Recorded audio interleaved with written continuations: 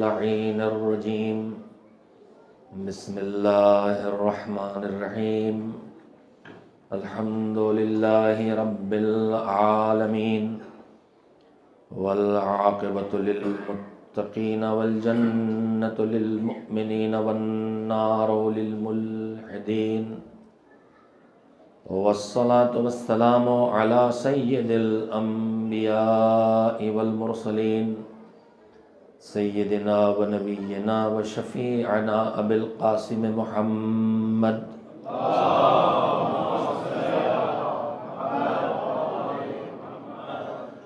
وآل الطيبين الطاهرين المعصومين المظلومين واللعنة الدائمة الباقية على أعدائهم أجمعين من الآن إلى يوم الدين أما بعد فقد قال الله سبحانه وتعالى في كتابه المبين وهو أصدق الصادقين وقوله الحق بسم الله الرحمن الرحيم اهدنا الصراط المستقيم صراط الذين أنعمت عليهم غير المغضوب عليهم ولا الضالين صلوات علیہ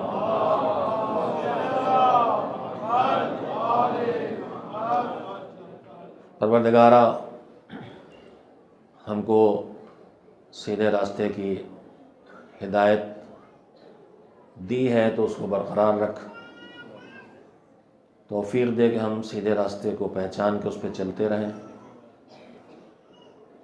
سیدھا راستہ ان کا راستہ ہے جن پر تو نے اپنی نعمتیں نازل کی ہیں، ان کا راستہ نہیں جو گمراہ ہو گئے، راستے سے بھٹک گئے، یا جو صرف بہکے اور بھٹکے نہیں بلکہ جان بوجھ کے انہوں نے سیدھے راستے کو پہچاننے کے باوجود اسے چھوڑا، اللہ کے احکام کے مقابلے میں تکبر کیا، غرور کیا، اور نتیجے میں وہ اللہ کے غضب کے حقدار ہو گئے۔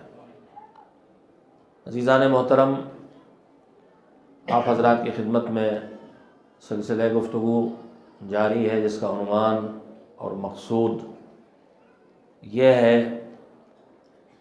کہ ساری انسانیت بالعموم اور صاحبان ایمان خاص کر کے جن مسائل و مشکلات سے دوچار ہیں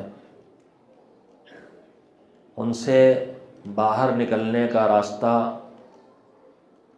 یہی ہے کہ قرآن اور اہل بیت سے اچھی طرح سے اپنے آپ کو وابستہ کیا جائے، مسلسل زندگی کا جائزہ لیا جائے اور یہ دیکھا جائے کہ کہاں زندگی ہدایات قرآن سے الگ ہو گئی ہے اور کہاں ہماری زندگی اور ہمارا طرز رہائش معصومین کی ہدایات، ان کے ارشادات اور ان کے کردار اور ان کی سیرت سے فاصلہ پیدا کر چکا ہے۔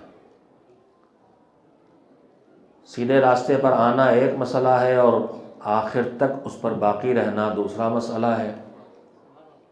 کل میں نے آپ حضرات کی خدمت میں یہ عرض کیا تھا کہ منزل نجات تک پہنچنے کے لیے کچھ ارکان ہیں، کچھ بنیادی باتیں ہیں جن کا خیال رکھنا ضروری ہے۔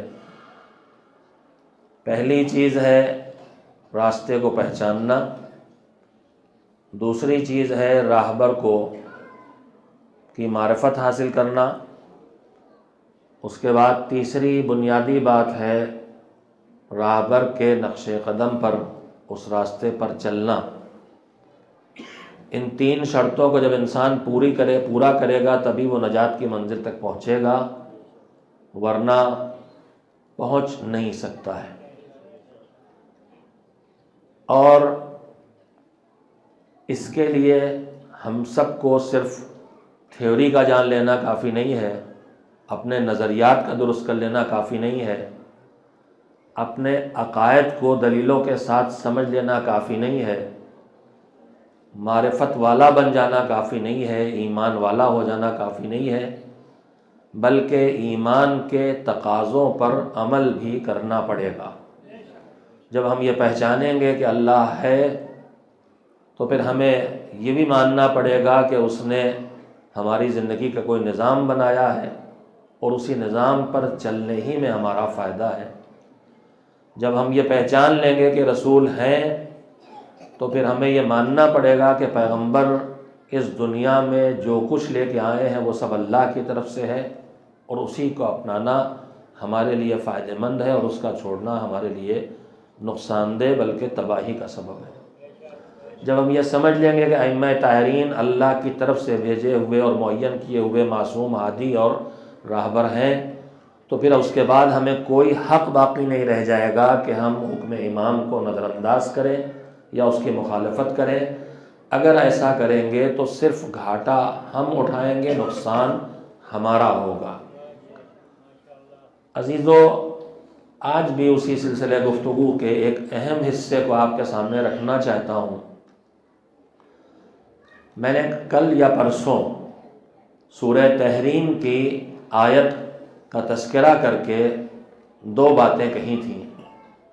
سورہ تحریم کی آیت کی تلاوت میں نے کی تھی، بسم اللہ الرحمن الرحیم، یا ایھا الذین آمنوا قوا انفسکم واہلیکم نارا وقودھا الناس والحجارہ، اے اہل ایمان، اے ایمان والو، یعنی اے علی والو، اپنے آپ کو بھی آتش جہنم سے بچاؤ اور اپنے گھر والوں کو بھی آتش جہنم سے، جہنم کی آگ سے بچاؤ، وہ جہنم کی آگ جس کا ایندھن انسان اور پتھر ہے۔ میں نے عرض کیا تھا کہ ایمان والا ہونے کا مطلب یہ ہے کہ میں اللہ کو مانتا ہوں، میں رسالت کا اقرار کرتا ہوں، میں اللہ کی عدالت کا اقرار کرتا ہوں، میں 1,24,000 نبیوں کو مانتا ہوں، میں قرآن کریم کو اللہ کی کتاب مانتا ہوں، میں خانہ کعبہ کو بیت اللہ مانتا ہوں۔ میرا یقین اور بھروسہ اور اعتقاد ہے اور اعتماد ہے اس بات پر کہ اس زندگی میں، دنیا میں زندگی بسر کر کے موت آنے سے ہم مٹ نہیں جاتے ہیں، ہماری زندگی کی شکل و صورت بدل جاتی ہے، آخرت پر بھی ہمارا ایمان ہے۔ میں نے سوال اٹھایا تھا کہ جب اللہ سے لے کے اماموں تک اور عدالت سے لے کے قیامت تک سب مان لیا تب تو ہم مومن کہلائے ہیں، تو پھر اب مومن ہو جانے کے بعد بھی آتش جہنم کا خطرہ کس چیز سے ہے؟ اور میں نے جب آپ کی خدمت میں عرض کیا تھا کہ سب کچھ ماننے کے بعد اب خطرہ ہے تو اس سے ہے کہ اللہ کو مانیں لیکن اللہ کی بات کو نہ مانیں، نبیوں کو مانیں لیکن نبیوں کی ہدایات کو نہ مانیں، ائمہ طاہرین کو مانیں مگر ان کی فرمائشات کو نہ مانیں۔ عزیزو، آج اسی جگہ سے ایک اہم مسئلے کی طرف آپ حضرات کو متوجہ کرنے کے لیے گزارش شروع کرنا چاہتا ہوں۔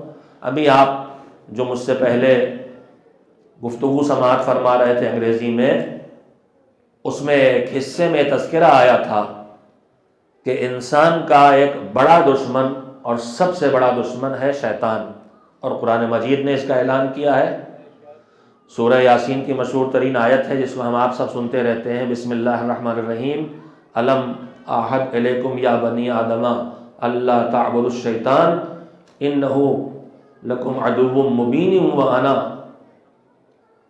پروردگار کہہ رہا ہے کہ اے بنی آدم، کیا ہم نے تم سے یہ عہد نہیں لیا تھا کہ تم شیطان کی ہرگز ہرگز عبادت نہیں کرو گے، اس کی بات نہیں مانو گے، اس کے سامنے سر نہیں جھکاؤ گے، اس کے حوالے اپنی خواہشات کو نہیں کر دو گے، اس کے وسوسے کا شکار نہیں ہونے دو گے اپنے آپ کو؟ کیا ہم نے تم سے وعدہ نہیں لیا تھا؟ اور یہ وعدہ ہم نے اس لیے لیا تھا کہ شیطان تمہارا کھلا ہوا دشمن ہے، وَأَنِ اعْبُدُونِی، اور کیا ہم نے تم سے یہ بھی وعدہ نہیں لیا تھا کہ تم ہماری عبادت کرو گے؟ تو کھلا ہوا دشمن ہمارا شیطان ہے۔ شیطان کب دشمن بنا یا کب اس کی دشمنی کھلی، اس بحث میں جائے بغیر میں کہنا چاہتا ہوں، شیطان کب دشمن بنا یا کب اس کی دشمنی کھلی ہے؟ ہزاروں سال کی عبادت کر کے اس نے اپنے آپ کو ملائکہ کے ہم مرتبہ بنا لیا تھا۔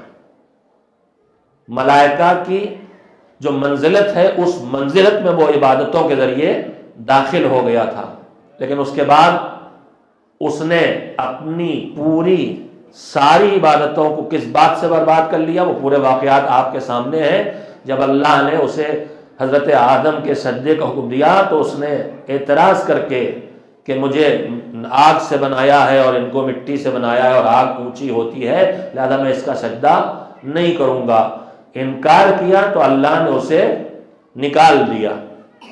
تو جب اسے نکال دیا تو اس نے کیا کہا؟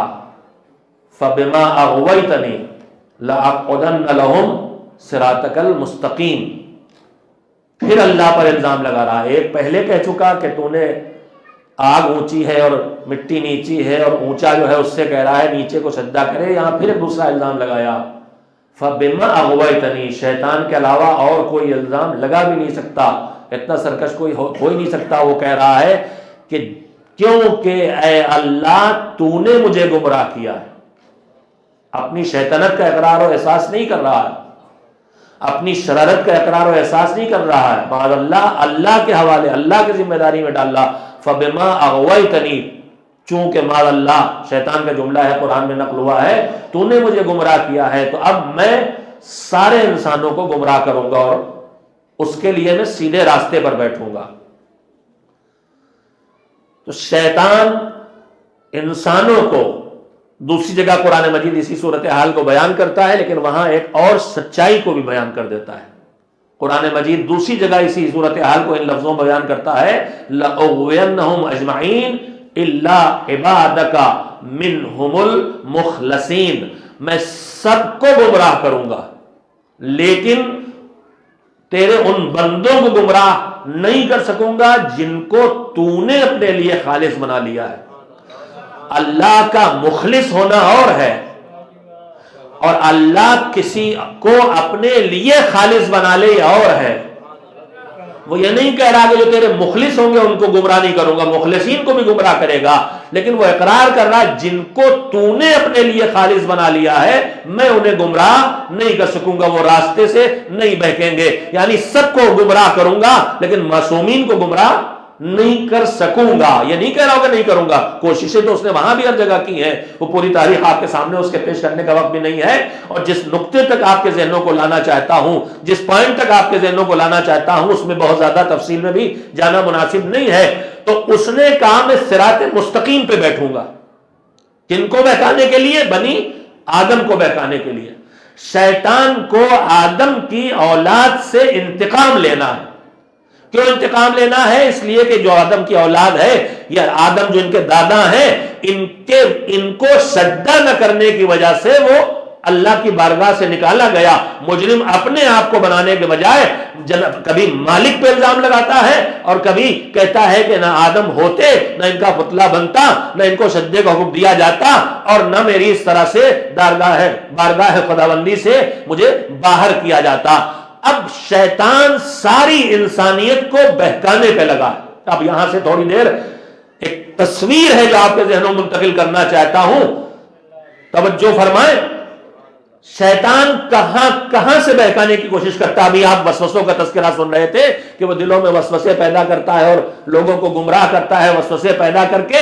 یہ ایک منزل ہے، مگر یہ پہلی یا آخری منزل نہیں ہے۔ شیطان سب سے پہلے جو انسان کو گمراہ کرنے کے لیے آتا ہے تو سب سے پہلے انسان کو یہ سمجھاتا ہے کہ تو خود سے پیدا ہوا ہے، نہ کوئی تجھے بنانے والا ہے، نہ اس کائنات کا بنانے والا ہے، نہ کوئی تجھے چلانے والا ہے، نہ کوئی اس کائنات کا چلانے والا ہے۔ وجود خدا کا انکار کرواتا ہے۔ ایک بڑی تعداد اسی حملے کا شکار ہو کے باہر ہو جاتی ہے۔ وجود خدائی کا انکار کر دیا، اب اللہ کی طرف سے شیطان کو کوئی پریشانی ان لوگوں کے لیے نہیں رہ گئی۔ اب یہ منکر خدا ہو گئے، اب روز شیطان کو آنے کی ضرورت نہیں ہے کہ روزہ نہ رکھنے پائیں، یہ زکوٰۃ نہ دینے پائیں، یہ مجلس میں نہ آنے پائیں، ان کو تو نکال دیا، باہر کر دیا، ہو گئے آؤٹ۔ میں اپنے بچوں کے لیے، بہت سے بچے یہاں بیٹھے بھی ہیں، اور میں اپنے بھائیوں اور بہنوں سب سے ایک گزارش کروں گا، اور ان ملکوں میں جب آتا ہوں تو ایک گزارش کرتا ہوں جس کو اس وقت کہنے کی گنجائش پیدا ہو گئی ہے۔ یہاں پر جو بچے پیدا ہو رہے ہیں، یہ آپ کے گھر سے جب باہر نکلیں گے تو یہی زبان بولیں گے جو بولی جا رہی ہے، انگلش، یا مثلا یورپ میں دوسرے ملکوں میں کہیں ڈچ ہے، کہیں فرانسیسی زبان، مختلف زبانیں وہ تو بولیں گے۔ گھر کے اندر آپ اپنی اس زبان کو محفوظ رکھنے کی کوشش کیجئے کہ جو مادری زبان کہلاتی ہے. کیوں؟ اس لیے کہ دین اصل میں آیا ہے عربی میں، پھر منتقل ہوا ہے فارسی میں، اس کے بعد شاید تیسری زبان جس میں سب سے زیادہ دین سے متعلق لٹریچر موجود ہے میرے خیال میں اردو ہوگی، یا ہو سکتا ہے ترکی ہو، مجھے اندازہ نہیں ہے. تو تیسری زبان کم سے کم اردو ہے. میرے عزیزو، عربی ہم کو آتی نہیں ہے، نہ لکھنا، نہ پڑھنا، نہ بولنا. قرآن مجید کی تلاوت کر لینا یا دعاؤں کو پڑھ لینا یہ عربی جاننا نہیں ہے. عربی جاننے کا مطلب یہ ہوتا ہے کہ عربی پڑھے تو آدمی اس کا مفہوم اس کے دماغ میں اس کا مطلب آ جائے، وہ ٹرانسلیشن اور ترجمے کا محتاج نہ ہو. عربی ہم کو آتی نہیں ہے، فارسی ہم کو آتی نہیں ہے. ذخیرہ بچا ہے ہمارے پاس خالی اردو کا. اردو میں مذہب کی کتابیں بھی موجود ہیں، اور فی الحال جو دین ممبر سے آپ کی خدمت میں مجلس حسین کے طفیل میں منتقل ہوتا ہے اس میں بھی سب سے بڑی تعداد اردو اسپیکرز کی ہے. تو کم سے کم مذہب تک پہنچانے کے لیے، یہ بات میں اس لیے کہہ رہا ہوں، چاہے انگلش ہو، چاہے فرینچ ہو، چاہے جرمنی ڈچ ہو، جتنی زبانیں ان سب میں دین دھیرے دھیرے منتقل ہو رہا ہے، لیکن ان میں دین کے منتقل ہونے میں نسلیں گزرے گی، تب یہ زبانیں خود کفیل ہوں گی. آپ توجہ دے، میں انتہائی اہم بات کہہ رہا ہوں. اگر آج صرف کسی کو انگریزی آتی ہے تو وہ پورے دین کو پڑھ نہیں سکے گا اور ترجموں کا محتاج ہوگا، اور ترجمے بھی زیادہ تر غیروں کے ہوں گے. یہ تو انقلاب اسلامی کے بعد انگریزی میں اپنوں کے ترجمے اور کتابوں کے آنا شروع ہوئے ہیں، ورنہ تاریخ اسلام بھی دشمنان اسلام کی لکھی ہوئی ہے اور تجزیے بھی دشمنوں کے کیے ہوئے ہیں. تو جب دشمنان اسلام کی لکھی ہوئی کتابوں سے اسلام کو سمجھا جائے گا تو وہ اسلام ہوگا جو دشمن نے سمجھانا چاہا ہے، وہ اسلام نہیں ہوگا جو اللہ نے بھیجا تھا اور میدان غدیر کے بعد اسے مکمل قرار دیا تھا. لہذا پہلی گزارش تو یہ کروں گا کہ بچوں کو گھر میں کم سے کم اردو یا پنجابی یا گجراتی جو آپ کی مادری زبان ہے اس سے محروم نہ کریں. پوری دنیا میں یہ بات اچھی سمجھی جاتی ہے کہ آدمی زیادہ سے زیادہ زبانیں بولنا جانتا ہو، لکھنا جانتا ہو، ملٹی لینگویج ہو. یہ ہم میں کون سی احساس کمتری آ گئی ہے کہ اپنی مادری زبان کو بولنا اپنی توہین سمجھ رہے ہیں. ایک تو یہ گزارش، لیکن یہ بھی اصلی گزارش نہیں. اب ایک سلوات بھیج دے تو تھوڑی سی گزارش اور کر دوں.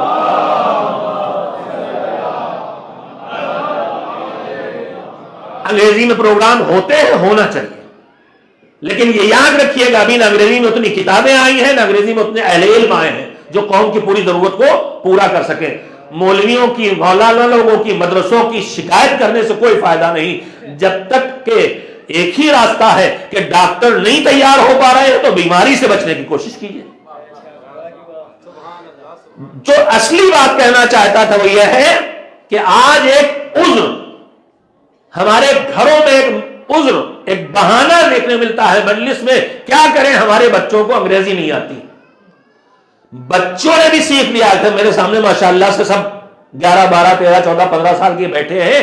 یہ ان کے ماں باپ نے کیا ہے تو بھی اچھا ہے، اور اگر یہ خود آئے ہیں تو بھی لیاقت کی بات ہے ان کی. میرے عزیزوں، عذر کیا جاتا ہمیں زبان نہیں آتی، ہمیں زبان نہیں آتی. حالانکہ یہی اردو کے ڈرامے دیکھتے ہیں بیٹھ کے، اور بھارت ورش کی ہندی کی فلمیں بھی دیکھتے ہیں، وہاں آ جاتی سمجھ میں، یہاں نہیں آتی. لیکن میں مانے لیتا ہوں نہیں آتی. میں آپ سے ایک بات کہنا چاہتا ہوں، وہ یہ کہ آپ یہ بتائیے کہ آپ کے بچپن میں جب آپ 5 سال 7 سال 10 سال 11 سال کے تھے اور ابا کی انگلی پکڑ کے مجلس میں آتے تھے، بڑے بڑے خطبہ اور علماء کی مجلسوں میں، علامہ رشید ترابی کے مجلس میں، فاتح ایکسلا، بشیر نجفی مرحوم، ایسے بڑے علماء، مولانا مقبول احمد صاحب، ایسے بڑے علماء کی مجلس میں جب آپ 5 7 10 12 15 سال کے ہوتے تھے، باقی انگلی پکڑ کے آتے تھے، تو کتنی مجلس سمجھ میں آتی تھی. اردو تو آپ کی مادری زبان تھی، اردو تو آپ بولتے سمجھتے تھے، لیکن کتنی مجلس سمجھتے تھے. آتے تھے، لگتا تھا کہ نہیں سمجھ رہے ہیں، لیکن اسی مجلس میں آتے رہنے نے ایک دن اس منزل پہ پہنچایا کہ جب شعور کی کمی کی منزل سے نکل کے باشعور مرحلے تک پہنچے تو جو دماغوں میں پڑا ہوا تھا وہ سب سمٹ کے سامنے آ گیا. تو اصلی وجہ صرف زبان کا نہ جاننا نہیں ہے، کم سنی بھی اس کی وجہ ہے، لیکن اس کم سن ہی کو تو مذہب نے کہا ہے اسے کم سنی سے سکھانا شروع کر دو، ورنہ پیدا ہوتے ہی داہنے کان میں اذان اور بائیں کان میں اقامت کہنے کو حکم کیوں دیا گیا ہوتا؟ اسے زندگی بھر شاید عربی نہ آئے، مالک کیوں کہلا رہا ہے؟ تو مالک یہ سکھا رہا ہے کہ بچپن کو بے مصرف نہ سمجھو، ان کے کانوں میں اچھی آوازیں ڈالتے رہو، جب شعور کے منزل پر آئیں گے تو لاشعور کی ساری اچھی چیزیں ایک بیعت بدل کے علم کی شکل اختیار کر لیں گے۔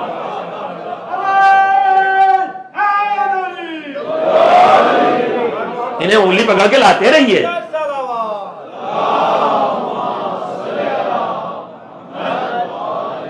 انہیں لا کے بٹھاتے رہیے۔ یہ 5% سمجھیں گے، ابھی 7% سمجھیں گے، کچھ نہیں سمجھیں گے تو کم سے کم اس مجلس میں اس فرش اعضا پہ آ کے آداب زندگی تو سیکھیں گے، بڑوں کا احترام تو سیکھیں گے، دوسرے کے کام آنا تو سیکھیں گے، دوسروں کے لیے اپنی سہولت کو چھوڑ دینا تو سیکھیں گے۔ یہ سب اسی فرش اعضا سے ملنے والا، لہذا ان کو لے کے آتے رہیے، زبان کا بیریئر نہ کھڑا کیجیے۔ اس فرش اعضا کے اپنے اثرات ہیں علاوہ اس مجلس کی جو آپ گفتگو کی شکل میں آتی ہے۔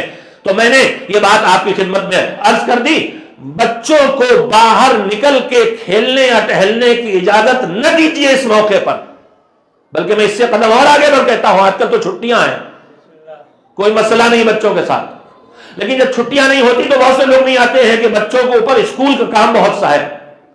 میں تھوڑا سے رک کے آپ سے کہنا چاہوں گا، کبھی کبھار اسکول کے کام کے ہونے کے باوجود ان کو لے کے آئیے نماز میں، لے کے آئیے دعا میں، لے کے آئیے مسجد میں، لے کے آئیے مجلس میں، تاکہ ان کو یہ پیغام تو ملے کہ یہ مجلس، یہ مسجد، یہ دعا، یہ نماز، اس کی کچھ اہمیت ہے اتنی کہ اس کے لیے ہم اسکول کے کام کو تھوڑا سے کمزور بھی کر دیں تبھی اس سے آگے رکھ سکتے ہیں۔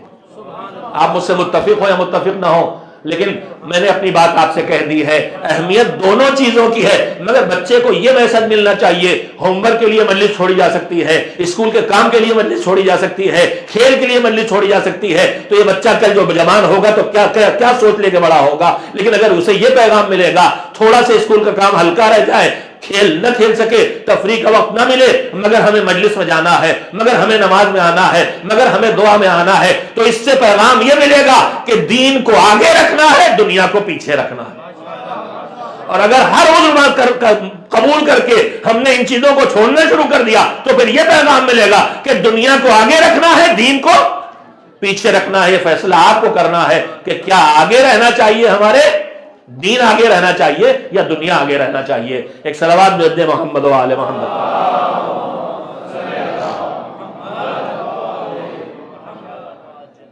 اور یہیں پہ آپ بزرگوں سے بھی گزارش کروں گا، جیسے آپ فرش اعضا پہ آ کے بیٹھ جاتے ہیں، ہمارے ہاں قوم میں مجلس میں شرکت کرنے والوں کی کیٹیگریز ہوتی ہیں اور قوت برداشت بھی الگ الگ ہوتی ہے۔ کوئی بیمار ہے، کسی کی مشکل ہے، کوئی شروع سے آگے بیٹھ جاتا، آخر تک رہے گا، زیارت تک رہے گا، کوئی مرثیہ ہوگا تب آئے گا، کوئی مجلس میں بھی تھوڑا بہت بھاؤ دیکھ لے گا کیسا چل رہا ہے، نعرے وارے لگنے کی آواز باہر جا رہی تو جلدی آ جائیں گے، اگر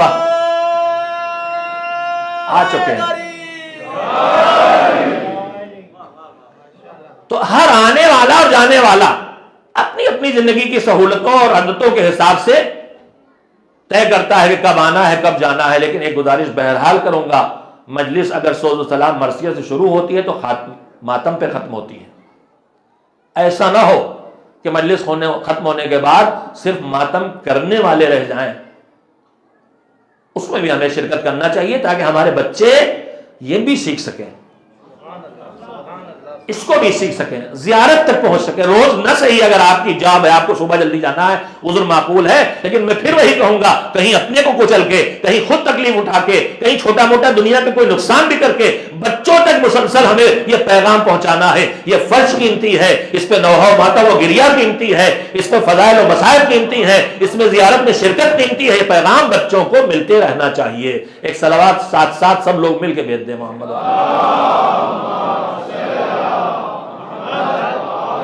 میں نے جو بات شروع کی تھی وہ شروع بھی نہیں ہوئی، اور آدھا گھنٹہ تو شاید ہو ہی گیا بات شروع کیے ہوئے، مجھے آدھا گھنٹہ لگ رہا، آپ کو تو کئی گھنٹے لگ رہے ہوں گے۔ شیطان کہاں سے بہکانا شروع کرتا ہے؟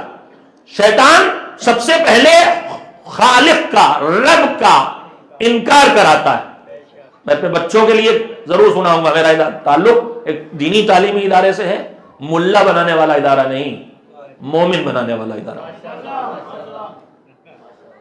مولانا صاحب بنانے والا نہیں, بن جائیں گے انشاءاللہ, اس میں سے کچھ نہ کچھ نکل کے بن رہے ہیں, لیکن بنیادی طور پر اسے صاحب ایمان اور صاحب تقوی بنانے والا ادارہ. 50,000 بچے ہیں, ان کا سلیبس ہے, اس کی کتاب کا اسباق میں وجود خدا بھی ایک سبق ہے. چھوٹے چھوٹے بچوں کے لیے میں اسے بزرگوں سے معذرت کے ساتھ اپنے بچوں کو سنا دینا چاہتا ہوں. اس دنیا میں جہاں ہم اس وقت جی رہے ہیں, یہاں اکثریت نام کے لیے وہ عیسائی یا یہودی کہلائے, لیکن اکثریت ان کی ہے جو حقیقتاً دین کو مانتے نہیں ہیں, چند رسمیں ادا کرتے ہیں بس. ان میں سے بہت سے وجود خدا کے بھی منکر ہیں, تو ان بچوں تک بھی پہنچ سکتے ہیں. میں بالکل بچوں کی لیے آسان ہے, لیکن ہے بڑے عالم دین کی دلیل بچوں کے لیے سمجھ میں آنے والی, فلسفیانہ نہیں ہے, مگر ہے بہت بڑے عالم دین کی دلیل. یاد آ گیا ہوگا بچوں کو بھی, انہوں نے پڑھا ہوگا اپنی دینیات میں, بزرگ جانتے ہیں. الجائتو خدا بندہ کے نام سے بادشاہ تھا افغانستان کے کسی حصے کا, جو اس کے کیوں وہ مومن ہو گیا, غلامان حیدر کرار میں شامل ہو گیا, شیعان علی میں شامل ہو گیا, اس کا خود ایک الگ واقعہ ہے. بہرحال وہ شامل ہو گیا تھا. اس کے دربار میں ایک دہریہ آیا, منکر, خدا کا منکر, ایتھیسٹ, اور اس نے کہا کہ میں وجود خدا کا انکار کرتا ہوں, میں نہیں مانتا, آپ مقابلہ کرائیے اپنے علماء سے. سارے علماء سے مقابلہ ہوا, کوئی اس کو مطمئن نہ کر سکا. آخر علامہ ہلی کو بلایا گیا, ایک تاریخ طے ہوئی, وقت طے ہوا کہ علامہ ہلی آئیں گے اور اس سے گفتگو کریں گے. وہ دہریہ دربار میں آ کے بیٹھ گیا, انتظار کر رہا ہے. علامہ ہلی کا آنے کا وقت گزر گیا, آدھا گھنٹہ, 1 گھنٹہ, 1.5 گھنٹہ, 2 گھنٹے, جو بھی وقت گزرا, اتنا وقت گزر گیا کہ اس نے کہنا شروع کر دیا اب وہ نہیں آئیں گے, اب وہ نہیں آئیں گے, ہار گئے, بحث کرنے نہیں آئیں گے.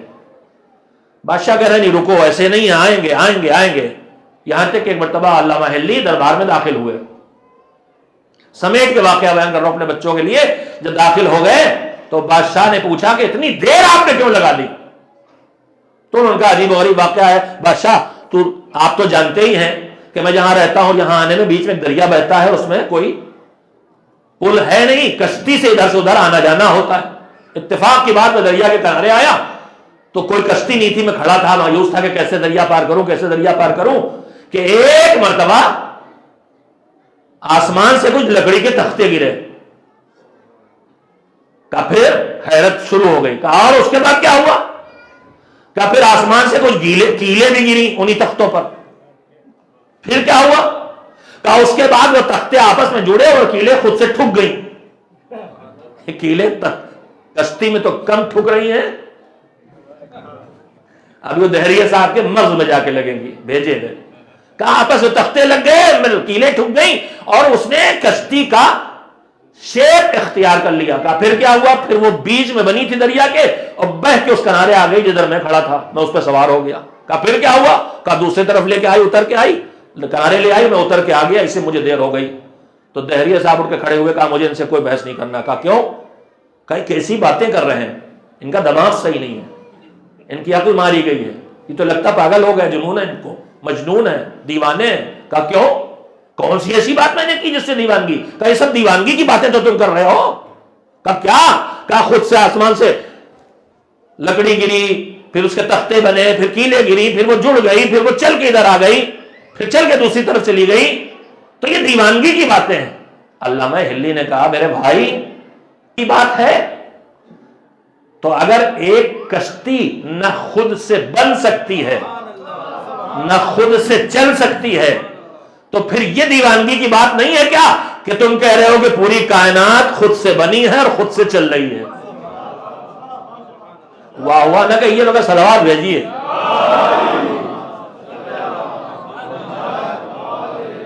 نہیں, نعرہ بھی ہوا اور صلوات بھی ہوا ایک ساتھ, پھر سے کریں.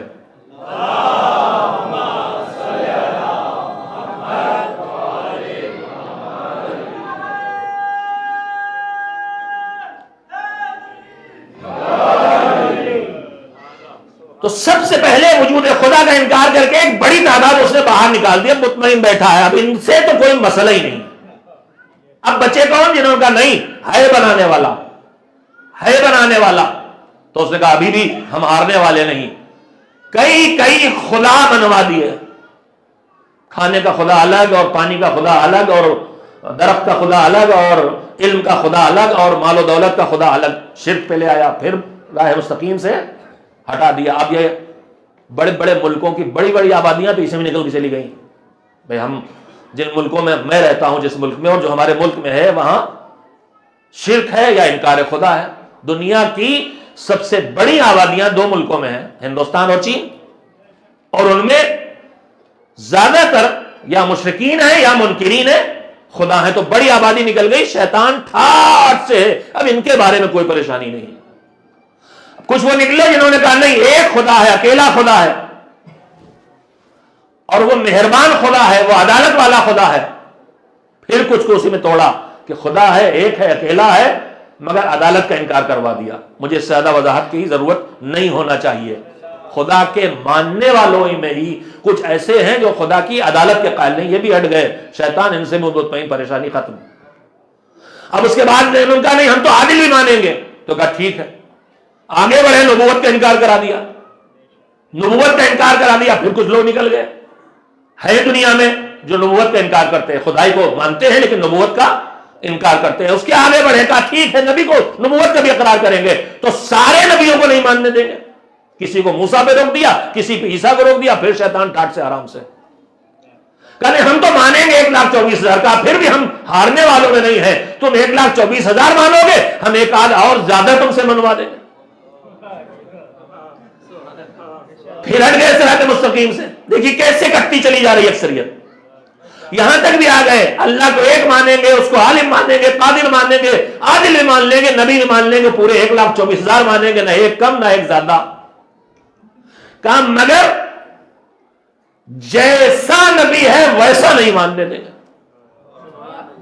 صرف ماننا کافی نہیں ہوتا ہے، جو جیسا ہو اس کو ویسا ماننا ایمان ہے۔ ورنہ جناب عیسیٰ کو ہم بھی مانتے ہیں، عیسائی بھی مانتے ہیں، ماننا کافی نہیں ہے۔ وہ خدا کا بیٹا مانتے ہیں، ہم خدا کا بندہ اور نبی مانتے ہیں، تب مومن کہلاتے ہیں۔ تو خالی مان لینا کافی نہیں ہے، ماننا ہے کسی کو تو ویسا ماننا ہے جیسا وہ ہے۔ پیغمبر کو مانتے ہو مان لو، مگر جیسا ہے ویسا نہیں ماننے دیں گے۔ میرے نوجوان بھی تھوڑا تھکن کم محسوس کرے، اسی ہلکی سی باتیں بھی کبھی کبھی کر لیتا ہوں میں۔ جیسے ہے ویسے نہیں ماننے دیں گے۔ آوازیں اٹھنے لگی پیغمبر کے بارے میں، ان کی مدح سرائی بھی ہو رہی ہے، اسی کے درمیان وہ ہمارے جیسے تھے، ہمارے جیسے تھے، انہی میں آوازیں بھی اٹھ رہی ہیں کہ ان کی گھر کی زندگی الگ تھی اور پیغمبرانہ زندگی الگ تھی۔ منبر پہ آتے تھے تو پیغمبر ہوتے تھے، اور گھر میں ہوتے تھے تو اس وقت وہ نبی نہیں ہوتے تھے، تاکہ یہ کہیں جو سیدہ کے احترام کے لیے اٹھے تو یہ گھر کا ذاتی کام تھا، یہ رسالت کا کام نہیں تھا۔ تقسیم کر دی پیغمبر کی زندگی، ایک ان کی ذاتی زندگی اور ایک پیغمبرانہ زندگی۔ سب آپ کی سنی ہوئی باتیں میں اپنے نوجوانوں کے لیے چھوٹی چھوٹی باتیں پڑھ رہا ہوں۔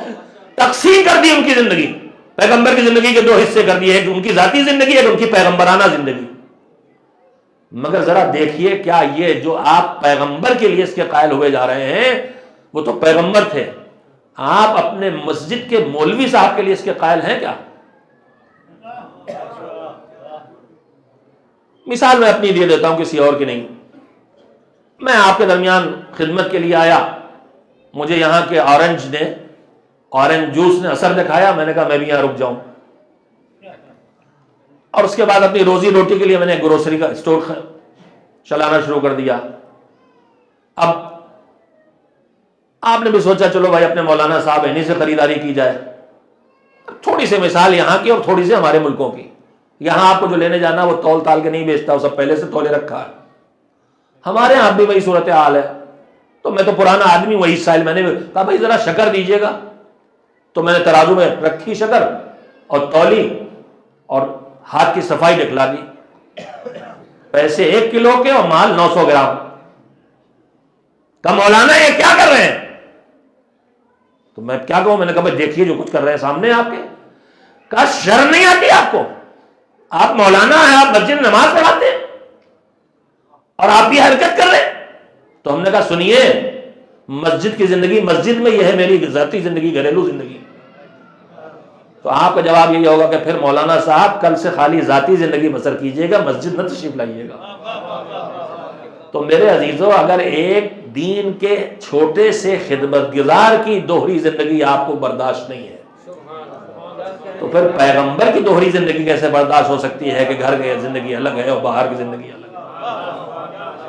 نکال دیا، اس سے بھی ہٹا دیا، یہاں تک بھی آ گئے تو آپ نے بات بس اب آپ تک بات پہنچ گئی، اپنے بات کسی کو معین کر کے نہیں گئے، دین کو وارث دے کے نہیں گئے، وقت نہیں ہے اس لیے میں ان بات چھوٹے چھوٹی باتوں کی طرف اشارہ نہیں کر سکوں گا، ورنہ میں آپ سے اتنا تو کہتا اور کہی دوں کہ اپنے بعد پیغمبر کسی کو اپنا جانشین بنا کے دین کی حفاظت کے لیے نہ جائے، یہ پیغمبر کی امانت پر الزام ہے۔ یہ بتائیے کہ پیغمبر جب مکے سے ہجرت کی تھی تو کیا ہمیشہ کے لیے جا رہے تھے؟ اور ان کے پاس جو امانتیں رکھی تھی، جس کی ذمہ داری مولا علی کو دے کے گئے تھے کہ صاحبان امانت کو پہنچا دینا، کیا وہ امانتیں اللہ کی تھیں؟ کیا وہ امانتیں صاحبان ایمان کی تھیں؟ وہ دشمنان پیغمبر، دشمنان دین اور کفار مکہ کی امانتیں تھیں۔ کفار مکہ اور دشمن دین کی امانت تھی، اور پیغمبر ہمیشہ کے لیے نہیں جا رہے تھے، مگر اس امانت کو بھی لاوارث چھوڑ کے نہیں گئے، علی کو اپنا وارث بنا کے گئے کہ پہلے امانتیں پہنچانا تب ہجرت کرنا۔ تو میرے عزیزوں پھر مجھے کہنے دو، جو پیغمبر اتنا امین ہے کہ کفار مکہ کی امانتوں کو بھی چھوٹی سی مدت کے لیے مکے سے جاتا ہے تو لاوارث چھوڑ کے نہیں جاتا، وہ اس دنیا سے ہمیشہ کے لیے رخصت ہو اور اللہ کی امانت دین کو لاوارث چھوڑ کے چلے جائیں۔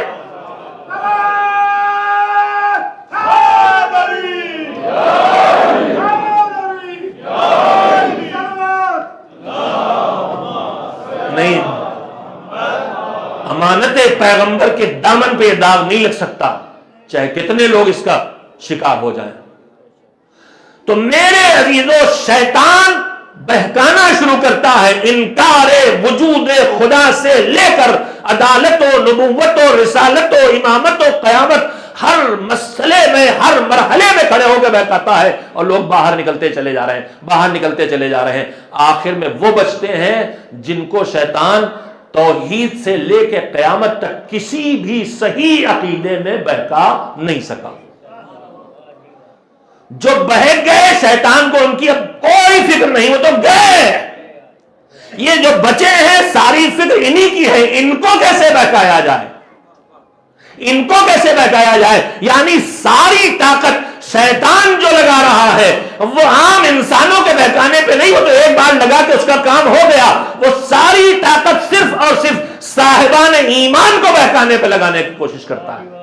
اس خطرے کو محسوس کریں کہ ساری طاقتوں کا مرکز وہ مومن کو بناتا ہے اور اس کو گمراہ کرنے کی کوشش کرتا ہے۔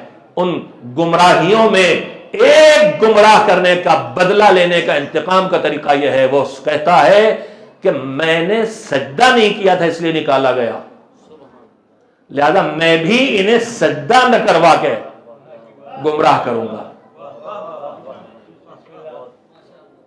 میں نے سجدہ نہیں کیا تھا نکالا گیا تو صحیح، سب سیدھے مان کے آ گئے، مگر ان سے سجدہ چھوڑوا کے انہیں گمراہ کروں گا۔ میرے عزیزوں، میرے بھائیوں، غلامان حیدر کرار، عزاداران امام مظلوم، میں تم سے مسلسل کہہ رہا ہوں میرے عزیزوں، ہوشیار رہو، شیطان کہیں بہکا نہ لے جائے تمہیں۔ وہ سجدہ نہ کر کے گمراہ ہوا تھا، لہذا وہ سجدوں ہی کے ذریعے ہٹانا چاہتا، انہیں نماز نہیں پڑھنے دیں گے، انہیں نماز سے دور کر دیں گے، انہیں سجدے نہیں کرنے دیں گے، بارگاہ خداوندی میں انہیں پیشانی خاک پہ نہیں رکھنے دیں گے۔ سب سے پہلا نشانہ وہ جس چیز کو بناتا ہے مومن کی زندگی میں، وہ ہے نماز، اس لیے کہ بڑا عیار ہے۔ ہم بھول جائیں مگر اسے یاد ہے کہ پیغمبر نے فرمایا ہے کہ قیامت کے دن جب بندے سے حساب و کتاب ہوگا تو سب سے پہلا سوال نماز کے بارے میں ہوگا۔ ان قبلت قبل ما سواہا وان ردت رد ما سواہا، اگر نماز قبول ہو گئی تو سارے اعمال خیر اللہ قبول کر لے گا، اور اگر نماز اللہ کی بارگاہ سے رد ہو گئی تو دوسرے اعمال خیر بھی رد ہو جائیں گے۔ ارشاد پیغمبر ہے عزیزو، اس لیے وہ سب سے پہلا حملہ نماز پر کرتا ہے۔ میں اپنے نوجوانوں سے خاص کر کے اور سب سے بالعموم یہ بات کہنا چاہتا ہوں، عزیزو پوری طاقت لگا کے دو رشتوں کو جوڑے رکھو۔ ایک اس فرش عزا سے جڑے رہو اور ایک مصلی سے جڑے رہو. شیطان ان دو میں سے ایک کام کرنا چاہتا ہے، یا مصلی سے سیدھے اٹھا دیتا ہے، مصلی تک نہیں پہنچنے دیتا، یا فرش عزا میں آنے میں رکاوٹیں پیدا کر دیتا ہے اور ان رکاوٹوں کے ذریعے عزاداری کی ظاہری شکل و صورت کو برقرار رکھتے ہوئے اس کی روح کو ہم سے چھین لینے کی کوشش کرتا ہے. بس اب میں جو چند منٹ اور گفتگو، اگرچہ گنجائش اتنی بھی باقی نہیں رہ گئی، لیکن میں اپنے نوجوانوں اور بزرگوں سب کے لیے قرآن کریم میں سورہ مدثر میں ایک گفتگو ہے جنتیوں کی گفتگو جو جہنمیوں سے کر رہے تھے. جنتی جہنمی سے جان پہچان والے لوگ ہیں، ظاہر ہے. پوچھ رہے ہیں ما سلککم فی سقر، کیا چیز تمہیں اس جہنم میں لے کے آ گئی؟ ما سلککم فی سقر، میں کوئی روایت نہیں پڑھ رہا ہوں. کیا چیز تمہیں جہنم میں لے کے آ گئی؟ تو جہنمی 5-6 چیزیں گنائیں گے، لیکن اس کا آغاز ہوتا ہے لم نکو من المصلین. اگر تم یہ پوچھ رہے ہو کہ جہنم میں ہمیں کیا لے کے آیا جبکہ ہم صاحب ایمان سے تمہاری طرح سے، تو ہمارا جہنمی کہتے ہیں، ان کا جواب قرآن دے رہا ہے لم نکو من المصلین، ہم نمازیوں میں نہیں تھے. یہاں نماز قائم کرنے کا تذکرہ نہیں ہے. ایک عجیب و غریب بات سننے میں آئی ہے کہ قرآن مجید میں ہر جگہ نماز قائم کرنے کا تذکرہ ہے، نماز پڑھنے کا تذکرہ نہیں. عجیب و غریب بات سننے میں آئی ہے. نماز قائم کرنے کا مطلب یہ ہے کہ پڑھنا بھی ہے اور پڑھوانا بھی ہے، دوہری ذمہ داری لگائی. ایسے نہیں قائم ہوگی کہ دوسرے کو آرڈر کر رہے ہیں جاؤ پڑھو اور خود کھڑے ہوئے سگریٹ پی رہے ہیں. جب خود بھی پڑھیں گے تو بچہ بھی پڑھے گا، خود نہیں پڑھیں گے تو بچہ بھی نہیں پڑھے گا. خود ماتم کریں گے تو بچہ بھی ماتم کرے گا، خود ماتم نہیں کریں گے تو بچہ ماتم بھی نہیں کرے گا. نصیحتوں کا اثر تب تک نہیں ہوگا جب تک کہ عالم بے عمل بنے رہیں گے. لم نکو من المصلین، ہم نمازیوں میں نہیں تھے. اور جو اس کے اسباب بنائے ہیں بتائے 5-6 چیزیں ہیں، ان کو اس وقت پیش کرنے کی گنجائش نہیں ہے. لیکن جنت والے جہنم والوں سے جب یہ پوچھتے ہیں کہ تم تو وہاں ہمارے ساتھ تھے، یہاں جہنم میں کیسے آ گئے، تو اس کے اسباب میں ایک سبب یہ ہے کہ ہم نمازی نہیں تھے. ولم نکو نطعم المسکین، ہم غریب لوگوں کو جن کے پاس کھانے کو نہیں تھا اور اللہ نے ہمیں کھانے کو دیا تھا، اس کے باوجود ہم ان غریبوں تک کھانا نہیں پہنچاتے تھے. وَكُنَّا نَخُوضُ مَعَ الْخَائِضِينَ، اور جو بھیڑ جدھر چل پڑتی تھی، وقت نہیں ہے کہ میں تشریح کروں مگر آپ سے توجہ کا طالب ہوں، بھیڑ جدھر چل پڑتی تھی ہم بھی آنکھ بند کر کے ادھر چل پڑتے تھے، شعور و بصیرت سے کام نہیں لیتے تھے. بھیڑ کے پیچھے چلنے کا نتیجہ یہ ہوا کہ ہم جہنم پہنچا دیے گئے ہیں. عزیزو، نماز عمود دین ہے. پیغمبر نے فرمایا وَمَا بَيْنَ الْكُفْرِ وَالْإِيمَانِ إِلَّا الصَّلَاةُ، نماز کفر اور ایمان کے درمیان کے فاصلے کا نام ہے. نماز نہ پڑھنے والے کی زندگی میں جو مسائل و مشکلات پیدا ہوتا ہے، جتنا وقت ہے میں اس واجب گفتگو پہ آپ کا وقت لوں گا، اور اس امید سے انشاءاللہ کہ اس کے بعد اگر نماز کی طرف سے کسی نے کوئی بے توجہی کر رکھی ہے، اگر اس کے وقت پہ ادائیگی نہیں کرتا ہے تو متوجہ ہو جائے گا. 15 مصیبتوں کا سامنا ہر اس انسان کو کرنا پڑے گا. پیغمبر نے فرمایا ہے جو نماز تارک الصلاۃ ہو، جو نماز نہ پڑھتا ہو. 6 مصیبتیں دنیا میں، بتیزی سے فہرست گن لیں. 6 مصیبتیں دنیا میں کون کون سی؟ کہ پہلی مصیبت نماز نہ پڑھنے والے پر یہ آئے گی کہ اس کے چہرے پر سے اللہ کے صالح اور اچھے بندوں کے چہرے پر جو کیفیت اور نور ہوتا ہے وہ اس سے چھن جائے گا. ہر پڑھنے والے کے چہرے پہ آ جائے گا، اس کی کوئی گارنٹی نہیں ہے. کس کوالٹی کی نماز ہے، کس لیول کی نماز، وہ الگ مسائل ہیں. لیکن جو بے نمازی ہوگا، روایت ہے پیغمبر کے جملے ہیں کہ اللہ اس کے چہرے سے وہ کیفیت چھین لے گا جو اللہ کے اچھے بندوں کے چہروں پہ ہوتی ہے. اس کے بعد دوسرا اثر بے نمازی ہونے کا یہ ہوگا کہ عمر میں، زندگی میں اس کی برکت ختم ہو جائے گی. چاروں طرف آج ایک فریاد سننے کو مل رہی ہے، کیسے وقت گزر جاتا پتہ ہی نہیں چلتا ہے، کیسے وقت گزر جاتا پتہ ہی نہیں چلتا. ہمارے بزرگ بھی ساری زندگی کے ذمہ داریوں کو ادا کرتے تھے اور پھر ٹھاٹ سے حقہ لے کے کئی گھنٹے بیٹھ کے باتیں کرتے تھے. ان کی زندگی میں برکت تھی. ہمارے پاس جو ہماری زندگی سے برکت اٹھ گئی، معاشرے سے زندگی کی برکت اٹھ گئی، اس کا ایک سبب پیغمبر بتا رہے ہیں بے نمازی ہونا. اس دنیا میں جن اور مصیبتوں کا سامنا کرنا پڑے گا ان میں سے ایک بدترین مصیبت بے نمازی کے لیے یہ ہے کہ اس کے کسی عمل خیر کو اللہ قبول نہیں کرے گا. تفصیل کے بغیر میں صرف روایت کے جملے آپ کو سنا رہا ہوں. چوتھی مصیبت یہ ہے کہ بے نمازی ظاہری طور پر دوسروں سے محبت پائے، لیکن مالک کا رسول کہہ رہا ہے، سچا رسول، کہ جو بے نمازی ہوگا اس کے لیے دلوں میں محبت نہیں نفرت پیدا ہوگی. ظاہری مینٹین کر کے رکھ لے، وہ لیپا پوتی اوپر سے ہوگی، اندر کا حال تو وہ نہیں جانتا، اندر کا حال تو وہی جانتا ہے. پانچویں مصیبت یہ ہے کہ بے نمازی کی کوئی دعا اللہ کی بارگاہ تک نہیں پہنچے گی. اور چھٹی مصیبت یہ ہے کہ اسی کی نہیں، اگر وہ کسی صالح بندے سے، اللہ کے اچھے بندے سے بھی گزارش کرے التماس سے دعا، تو وہ اچھا صالح بندہ، مومن متقی بندہ بھی دعا کرے گا اس بے نمازی کے حق میں، تو اللہ کی بارگاہ تک نہیں پہنچے گی. چھ مصیبتیں دنیا کی، 3 وقت موت کی. 3 وقت موت کی مصیبتیں جن کا سامنا بے نمازی کو کرنا پڑے گا، وہ پیغمبر کے ارشاد کی روشنی میں اس کی موت ذلت کی موت ہوگی. وہ بھوکا اٹھے گا، وہ پیاسا اٹھے گا، اور اتنا پیاسا کہ اگر زمین کے پر جتنا سمندر میں پانی ہے وہ سارا پانی بھی اسے پلا دیا جائے تب بھی اس کی پیاس نہیں بجھے گی. 3 مصیبتوں کا سامنا قبر میں کرنا پڑے گا. اس کی قبر آگے آتش جہنم سے پر ہو جائے گی. اس کی قبر میں اللہ ایک اشدہا معین کر دے گا جو اسے ہمیشہ ستائے گا. اور تیسری مصیبت، جو مصیبتوں میں بڑی مصیبت، روایت کا یہ فقرہ ہے کہ زمین میں جب بے نمازی قبر میں لٹایا جائے گا تو اسے اس طرح زمین پیسے گی کہ پسلیاں ایک دوسرے سے ٹکرا جائیں گی. ایک روایت کا جملہ اسی موضوع میں نے پڑھا ہے کہ جب کوئی اللہ کا سجدہ گزار، عبادت گزار اور نمازی بندہ اپنی باقی شرطیں پوری کر کے، اجر رسالت ادا کر کے، غصبی مال والی نماز نہیں، اجر رسالت ادا کر کے، جب عبادت گزار سجدہ ریز بندہ زمین میں دفن ہوتا ہے تو زمین اپنی آغوش پھیلا کے کہتی ہے آ جا میری آغوش میں، تو زمین میں چلتا تھا میرے مالک کے سجدے کرتا تھا، آج میں تیرے لیے تیری رہائش کی جگہ کو کشادہ کیے دیتی ہوں. اور جب کوئی بے نمازی دفن کیا جاتا ہے تو زمین اسے پیس کے کہتی ہے تو مجھ پہ چلتا تھا اور میرے ہی رب کا سجدہ نہیں کرتا تھا، آج تجھے مزہ چکھاتی ہے. بس آخری 3 باتیں جو آخرت سے مربوط ہیں کہ جب حساب کے لیے نکالا جائے گا تو فرشتے، عذاب کے فرشتے اسے بالوں سے جکڑ کے منہ کے بھل کھینچتے ہوئے میدان حساب تک لائیں گے بے نمازی کو، اور اللہ اس پر غضب کی رحمت کرے گا اور اس کا سخت حساب کر کے اسے آتش جہنم میں ڈالنے کا حکم دے دے گا.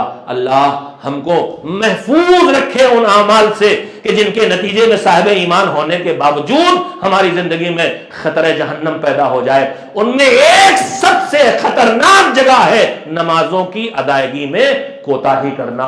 عزیزو، اس فرش ادا پہ آ کے بیٹھے ہیں تو یہاں سے عہد کر کے اٹھیں کہ اس مولا کی قسم جس نے سجدے میں سر کٹایا تھا، اس مولا کی قسم کہ جس نے جاتے جاتے اپنی بہن سے کہا تھا میری بہن مجھے پتا ہے سر سے چادر چھینے گی، قیدی بنا کے دیار دیار پھرایا جائے گا، مگر مجھے معلوم ہے کہ تو ان بدترین حالات میں بھی نماز شب نہیں چھوڑے گی. میری بہن رات کی تاریکی میں جب مالک کی بارگاہ میں عبادت کے لیے اٹھ کے کھڑی ہونا تو اپنے بھیا کو یاد رکھنا. اجرکم علی اللہ.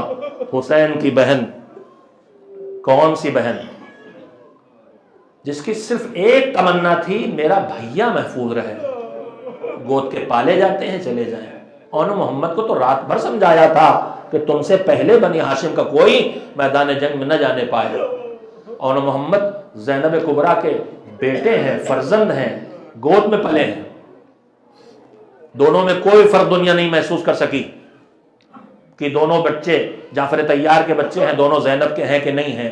ایک بطن جناب زینب سے تھے، ایک دوسری ماں سے تھے، مگر زینب کبریٰ نے دونوں کو اس طرح پالا تھا کہ دنیا نہیں پہچان سکتی تھی کہ ان میں کون سا وہ ہے جو زینب بطن زینب سے نہیں ہے. یہ عزیز تھے زینب کو مگر اکبر سے زیادہ عزیز نہیں تھے. مگر حسین کتنے عزیز تھے. جب خیمے میں آ کے اکبر نے اجازت چاہی تھی، اماں پھوپھی اماں اجازت چاہیے، تو کہا تھا کہ کیا میں نے تجھے اسی دن کے لیے پالا تھا. جب حسین نے کہا ٹھیک ہے پھوپھی اماں پھر اب بابا مقتل میں جائیں گے، تڑپ کا تھا نہیں جا میرے لال تو بھی چلا جا، مگر میرے بھیا حسین کی جان باقی ہے. 2 بچے جوان نوجوان بچے ہیں، لخت جگر ہیں، عباس کے شاگرد ہیں، صبح جنگ ہوئی ہے، انصار کے بعد جب بنی ہاشم کا سلسلہ شروع ہوا اس میں محمد گئے، خوب لڑے۔ ماموں دور سے اس منظر کو دیکھ رہا، وہ ماموں بھی دیکھ رہا ہے جس نے شجاعت کے جوہر سکھائے ہیں، عباس کے شاگرد ہیں، یہ دیکھ رہے ہیں کہ پورے لشکر سے میرے شیر کیسے مقابلہ کر رہے ہیں۔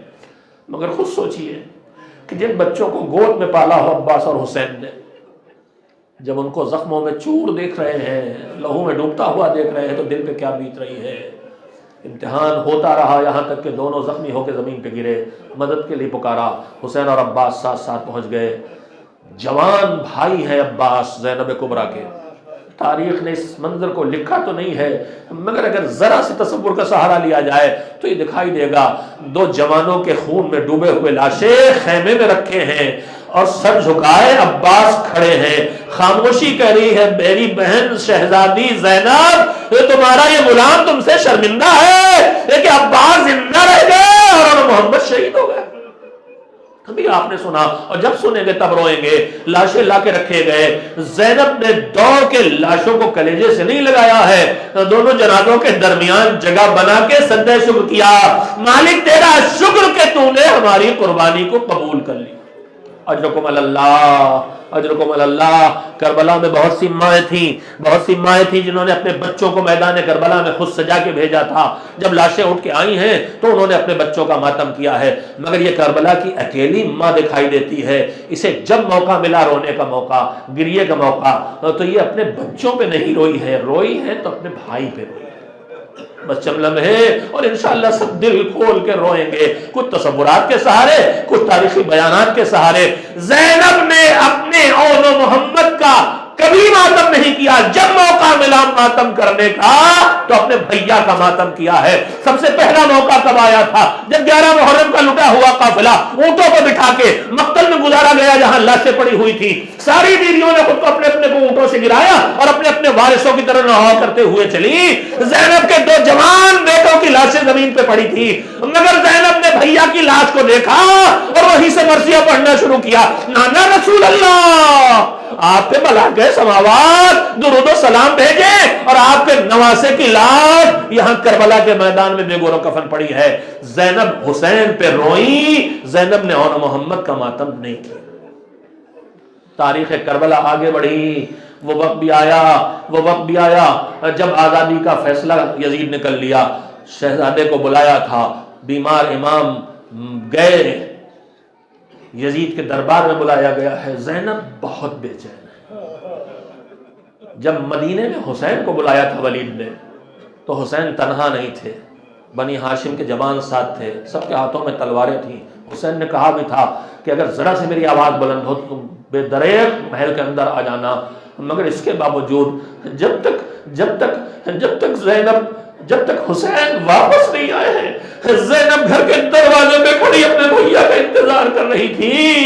ارے وہی زینب ہے ابن سعد ابن زیاد کے دربار میں، یزید کے دربار میں بار بار وہ منزلیں آئی ہیں کہ ظالم نے سید سجاد کی گردن قلم کر دینے کا حکم دیا ہے اور پھوپھی نے لپٹ کے ان سے بچا لیا ہے ظالموں سے۔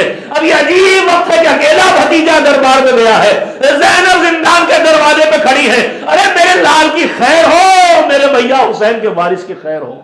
یہاں تک کہ سید سجاد واپس آ گئے، کہا پھوپھی اماں ہمیں آزادی مل گئی، ہمیں اختیار دیا گیا ہے یہاں رہیں یا مدینے جائیں۔ کہا بیٹا ہم یہاں تو نہیں رہیں گے، مدینے جائیں گے، مگر جا کے عزیز سے کہہ دے کہ ہمارے لیے گھر خالی کرا دے، پہلے ہم اپنے بھائی حسین کا ماتم کر لیں تب ہم سفر شروع کریں گے۔ دل بے چین ہے۔ یہاں بھی زینب نے اپنے بچوں کو یاد نہیں کیا، اپنے بھائی کے ماتم کے لیے گھر مانگا، گھر مل گیا، شام کی عورتیں آ گئیں، لوٹ کا مال واپس آیا، سید سجاد کو بٹھا دیا، جب سے تیرا باپ مارا گیا ہے تب سے ہم تجھے پرسہ نہیں دے سکے، بیٹھ جاؤ ہم تمہیں پرسہ دے دیں۔ حکم ہوا، فرمائش ہوئی شہداء کے سر بھی آ جائیں۔ جیسے جیسے شہیدوں کے سر آتے گئے وارث بیویاں بڑھ بڑھ کے آغوش میں لیتی گئیں۔ اکبر کا سر آیا بڑھ کے لیلا نے لے لیا، عباس کا سرایا بڑھ کے ام کلثوم نے لے لیا، حسین کا سرایا بڑھ کے زینب کبریٰ نے منہ پہ منہ رکھ دیا، لیکن 2 نوجوانوں کے کٹے ہوئے سر رکھے ہوئے ہیں جن پہ کوئی رونے والی نہیں۔ شام کی عورتوں نے آپس میں گفتگو شروع کی، ارے یہ چاند جیسے چہرے، ان پہ کوئی رونے والا نہیں، لگتا ہے ان بچوں کی ماں نہیں ہے ورنہ ضرور ہوتی۔ زینب نے آواز دی، نہیں، ان کی ماں زینب زندہ ہے، مگر میں اپنے بھیا کا ماتم کروں گی، اپنے لالوں کا ماتم نہیں کروں گی۔ اجرکم علی اللہ، اجرکم علی اللہ، اللہ اللہ غم حسین کے علاوہ اور کسی غم میں ہمیں نہ رلائے، محمد و آل محمد کے غم سے ہمارے دلوں کی تسکین دے۔ شام میں بھی زینب نے اپنے لال اور محمد کا ماتم نہیں کیا، اپنے بھیا کا ماتم کیا۔ کربلا آیا، سیدھے بھائی کی قبر پہ خود کو گرا دیا، اور جب تک رہی بھائی کی قبر پہ گریا کرتی رہی، اور محمد کی قبر تک جا کے گریا و ماتم نہیں کیا۔ مدینے پہنچی، نانا کی قبر پہنچی، نانا رسول اللہ آپ کا نواسا کربلا میں پیاسا شہید ہو گیا۔ اماں کی قبر پہنچی، اماں بھیا کے سوکھے گلے پہ خنجر چل رہا تھا اور تم وہیں موجود تھی، تمہاری آواز ہمیں بھی سنائی دے رہی تھی۔ اور حسین حسن کی طرف گئی، بھیا اگر تمہارے جنازے پہ تیر لگے تو میرے بھیا حسین کے جسم کو گھوڑوں سے پامال کیا گیا، جہاں موقع ملا حسین کا ماتم کیا۔ زینب حسین کو رو رہی ہیں، ایک وقت گزر گیا، آخر میں عبداللہ ابن جعفر آئے، بیوی اب اپنے گھر چلو، بہت ماتم کر لیا اپنے بھائی کا۔ زینب چلی، صحن خانہ میں داخل ہوئی، سامنے وہ حجرہ نظر پڑا جس میں آل محمد کی رہائش تھی۔ پردہ ہٹا کے اندر داخل ہوئی، دو بستر لگے ہوئے دکھائی دیے، مڑ کے کربلا کا رخ کیا، اے آل محمد، آل محمد آؤ، تمہاری ماں یہ کیا اپنی ماں کا استقبال نہیں کرو گے؟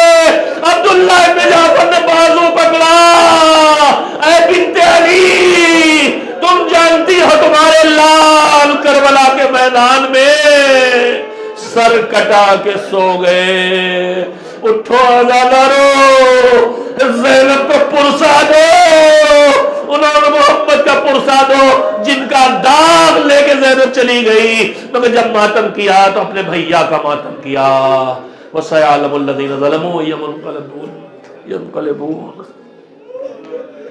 عَلَىٰ لَعْنَةُ اللَّهِ عَلَى الْقَوْمِ الظَّالِمِينَ اللهم تقبل منا انك انت السميع العليم۔ پروردگارا ہماری شفاعت محمد و آل محمد کر دے، ہمیں اس لائق بنا دے، ہماری اس عزاداری کو اپنی عبادت بنا کے قبول فرما لے۔ ماتم حسین۔